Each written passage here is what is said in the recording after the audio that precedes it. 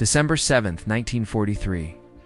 The sea below lay calm like polished steel, reflecting the winter sun with an almost deceptive serenity that betrayed nothing of the violence that had defined the Pacific for 2 relentless years.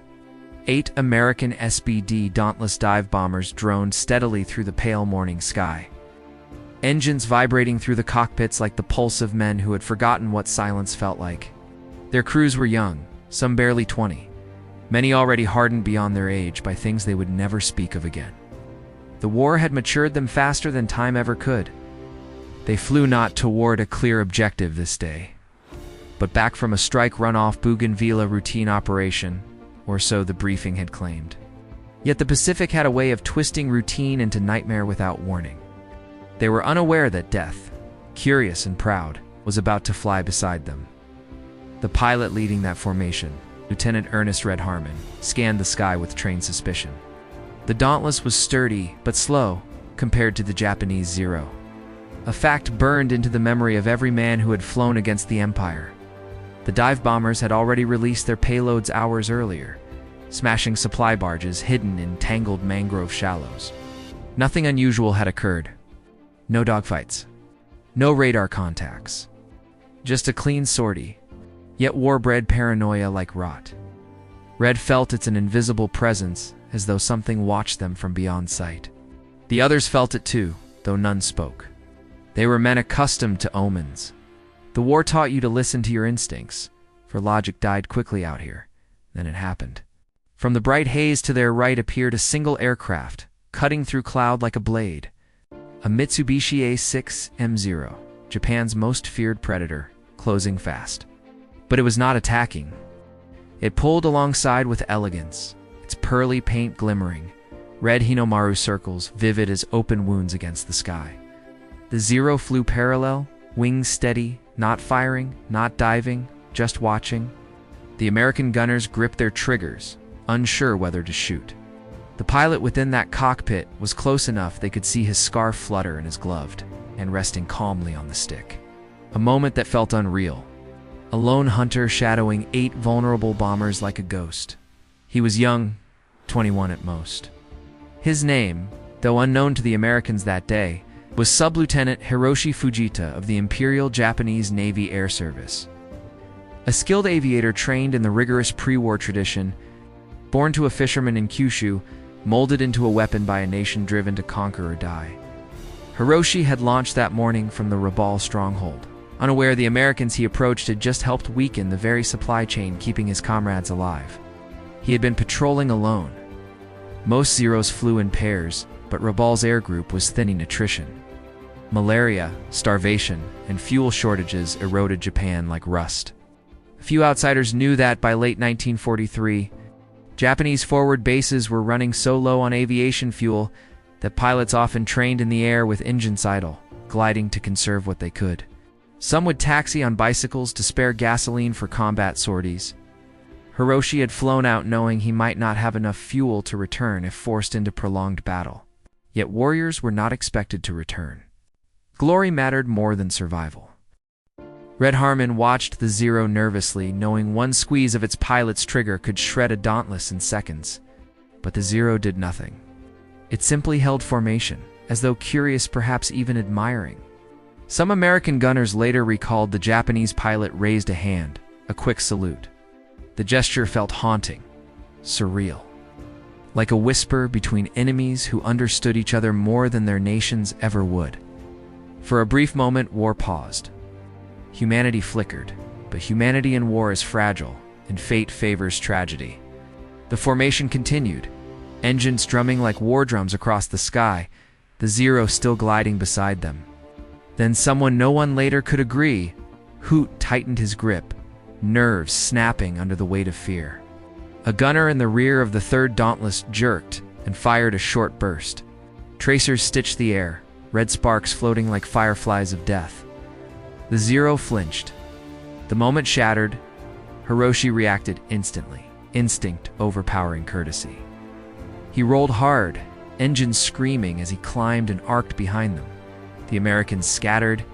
What had been calm became chaos.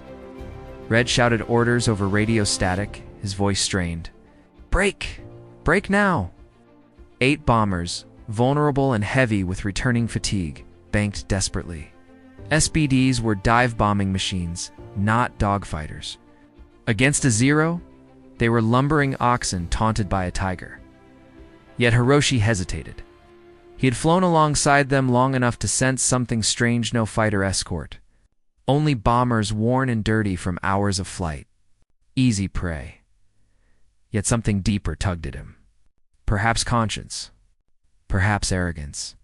Or the ghost-like superstition that to kill men one has greeted feels cursed. Whatever it was, his pause cost him. From a cloud above, unseen until now, descended to F-4U Corsair fighters, the Hell Angels of Guadalcanal. They had been covering distant airspace, returning late to base when they spotted the commotion below. The Corsair was a monster of American design, fast, brutal, armed like a fist. They dove with the confidence of predators sensing the tables turning. Hiroshi never saw them until shadows passed over his canopy. The first, Corsair, shredded the space behind him with .50 caliber fire. The Zero banked violently, metal sparking, leaving a thin line of smoke. The second Corsair cut across, forcing the Japanese pilot into a death spiral dance.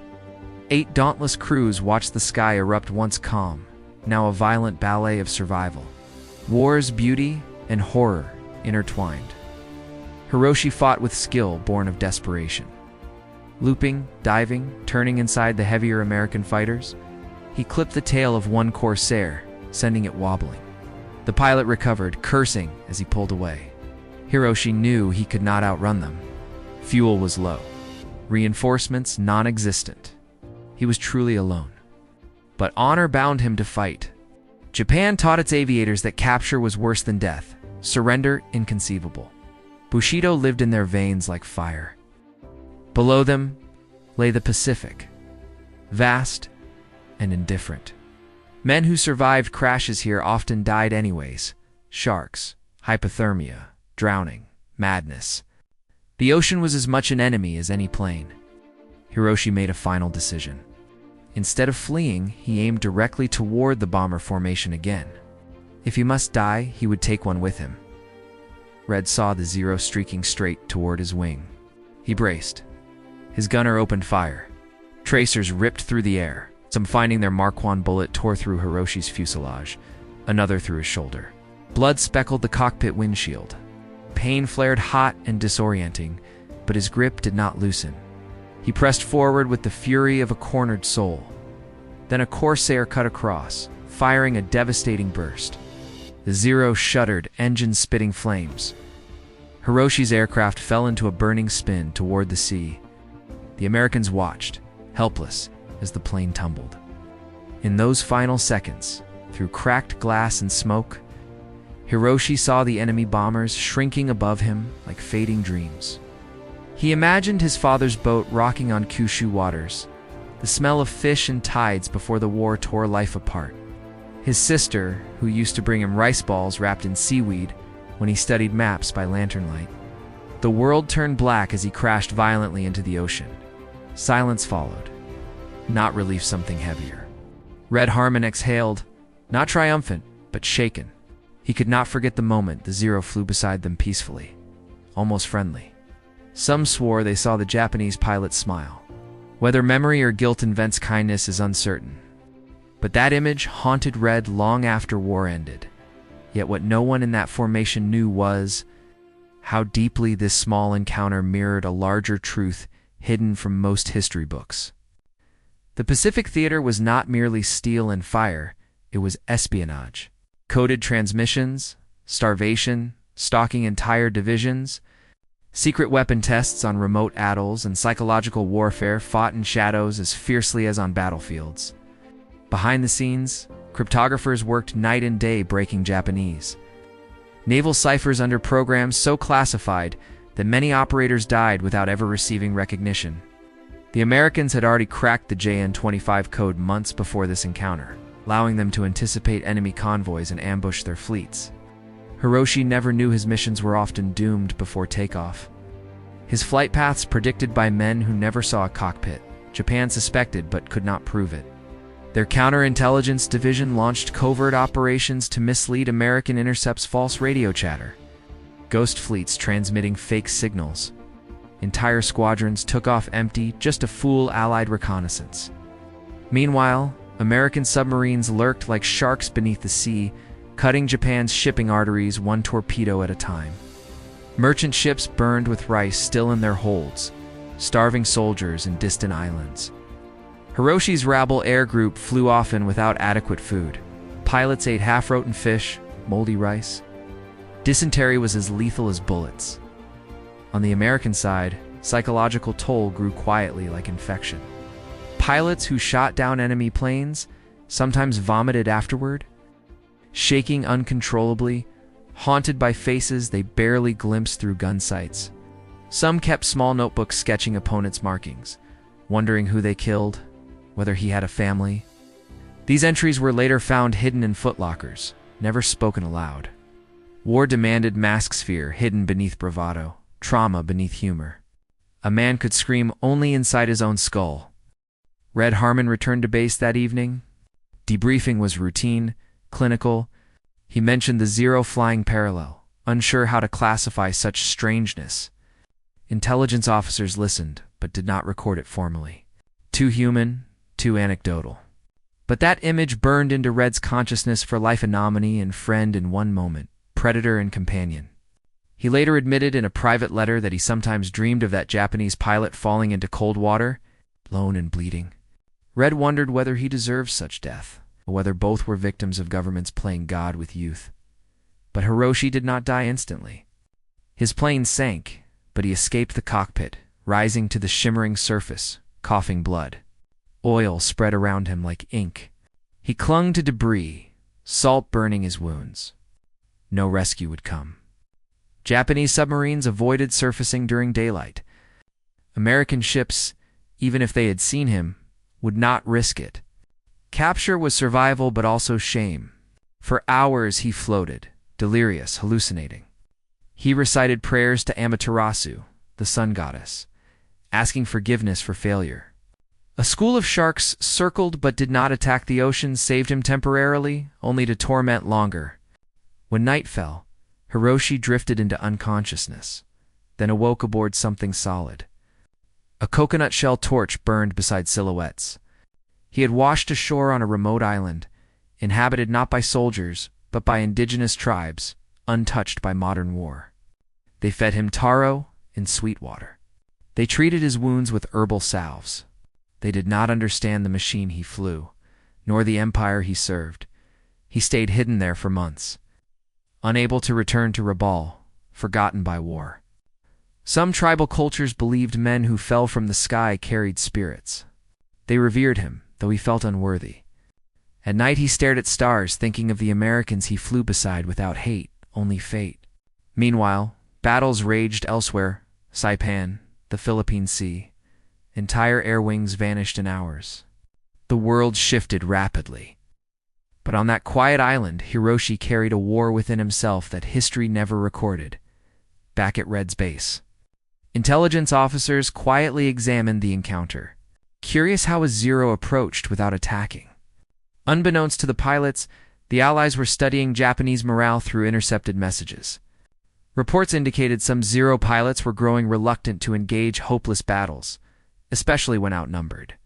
The Empire's propaganda claimed divine victory, but diaries confiscated from downed pilots told another story: private fears, doubts, longing for home.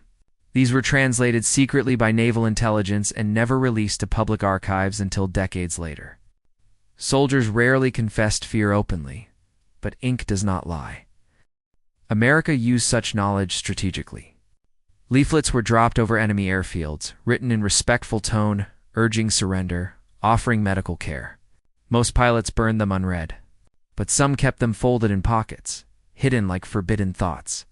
War was not only bullets, it was psychology, identity, pride tearing at minds. Some Japanese technicians sabotaged aircraft engines secretly out of hopelessness. Some ground crew hoarded fuel to escape later by fishing boat. These stories were buried for generations, erased by narrative that painted enemies only as fanatics. History simplifies what was human and complex. As weeks passed, Red flew more missions, but something changed in him. When he shot at enemy planes, he remembered the face behind the canopy. War became personal, uncomfortable. He performed duty, but spirit sagged. When his tour ended, he returned home to Oklahoma, married, raised children, never fully speaking of the Zero that flew beside him. But he kept a small drawing taped inside an old box sketch of a Japanese pilot saluting. Against morning light, Hiroshi eventually returned to Japan in late 1944, smuggled aboard a fishing vessel. He was gaunt, changed, haunted. His commanders questioned him, suspicious of survival. Some believed he was blessed. Others suspected dishonor. He was reassigned to a kamikaze training unit, the Empire now desperate, turning young men into living bombs. But Hiroshi, having lived the paradox of seeing enemy humanity, felt conflict. He trained but prayed never to be chosen. When American bombers later reduced Japanese cities to ash, Hiroshi hid in a bunker listening to children scream above ground. Firestorms consumed neighborhoods faster than rain could quench memory. Propaganda told them Americans were beasts, but Hiroshi remembered a formation of bombers that had not fired until he attacked. His worldview fractured. War is a mirror men see in others, what lives within themselves. Red, years later, became a teacher. He warned students not of enemy cruelty, but of how isolated nations convince boys to die for flags. Hiroshi became a fisherman like his father. Quiet, gentle, mending nets with hands once meant for killing. They never met. Yet in history's invisible web, lives remain tied by a moment in the sky when enemies flew like companions. Stories like theirs rarely appear in textbooks. They live in war diaries forgotten in trunks, in rusted wreckage beneath Pacific waves, in fading letters between young men who never returned. Historians uncover fragments, classified memos about fuel shortages Japan hid from public, psychological reports on American pilot burnout censored during war, secret meetings where strategists gambled thousands of lives like cards. We learn later that intelligence units at Pearl Harbor debated intercepts suggesting kamikaze doctrine months before first attack, that Allied decoys misled Japanese radar using balloons and tinfoil strips, that some pilots on both sides dropped supplies to enemy castaways they felt pity for, then lied to superiors, that humanity flickered even when nations demanded ruthlessness. Historians try to assemble truth, but pieces always missing. Intelligence documents declassified reveal new shadows programs like ghost listener units.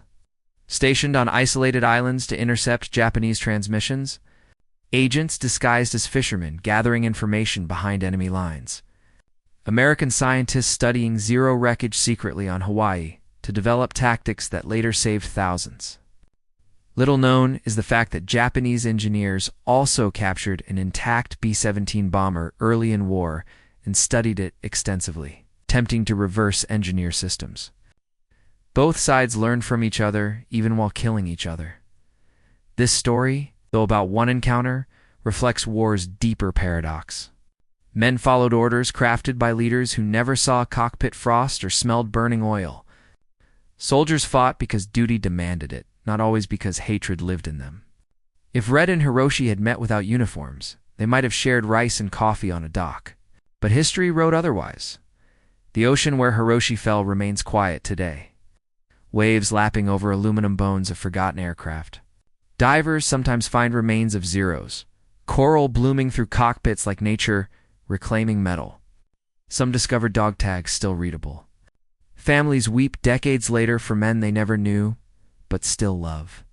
War never ends. It transforms. It's echoing through generations. Yet the hidden truth is this: even among destruction there were moments of grace. Strange meetings where enemies recognized each other as reflections. A Japanese Zero pulled alongside 8 American dive bombers once, not with guns blazing at first, but with silent respect. That small moment, lost in war's storm, is proof that humanity survives even when buried beneath orders, fear, propaganda. That no matter the flag painted on wings, the sky is shared, and death equalizes all men. So the story continues beyond what is written every time we remember. We resurrect ghosts who remind us that war is not glory, but tragedy. That history is not just battles, but people. That a single hesitation, a single misunderstood gesture, can decide life or death. The world shapes itself on the smallest cracks in fate, and somewhere, above the Pacific where sunlight glitters cold and endless, perhaps the spirits of two pilots fly side by side, still not enemies. Not heroes, just men who once crossed paths in a sky filled with thunder.